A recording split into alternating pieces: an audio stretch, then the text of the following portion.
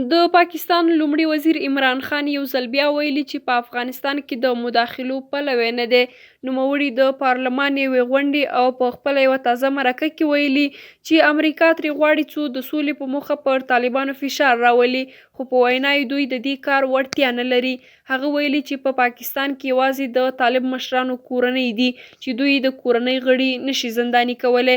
عمران خان زیاته کړې چې په افغانستان کې د سولې پلویان دي او د دې غوښتونکي دي چې په دغه هیواد کې روانه جګړه ژر تر ژره ختمه شي.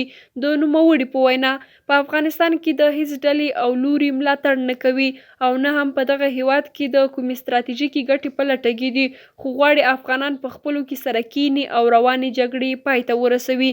د عمران خان په خبره دوی هغه څه غواړي چې افغانان یې ځان ته غواړي او پاکستان په دې برخه کې مرسته ورسره کوي. عمران خان تر دې وړاندې هم دغه ډول څرګندونې کړي دي، خو افغان حکومت پر دې باور دی چې پاکستان د سولې په مسله کې دوه مخی چلند کوي او په هیواد کې د روانې جګړې تر شا دي. د یادونې ده چې څو ورځې وړاندې د پاکستان د کورنیو چارو وزیر له طالبانو غوښتي و چې د پاکستان ضد ترهګرو ډلو ته د فعالیت اجازه ورنکړي.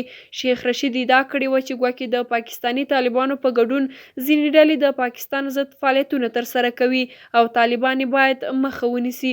شیخ رشید زیاته کړې وه چې طالبان د پاکستاني طالبانو تحریک ته هم اجازه نه ورکوي چې له افغان خاورې په استفادې د پاکستان پر ضد اقدام وکړي. افغان چارواکي پرله پسې وایي چې پاکستان طالبان په خپل موټي کې نیولي او افغانستان کې د خپلو ګټو لپاره کاروي. بلخوا پاکستان په حکومتي کچه د طالبانو سره د ملاتړ تورونه ردوي او وایي افغانستان کې د هیڅ یوې ځانګړې ډلې طرفداري نه کوي. خو په دې وروستیو کې چې امریکا افغانستان څخه د خپلو ځواکونو د ویستلو اعلان کړی، نو د بیلابیلو لارو څخه پاکستان نه د طالبانو په ملاتړ د غږونو پورته کېدو بهیر زیات چټک شوی دی. افغان حکومت بیا تل ټینګار کوي چې پاکستان له طالبانو سره ژورې اړیکې لري او ملاتړ یې کوي.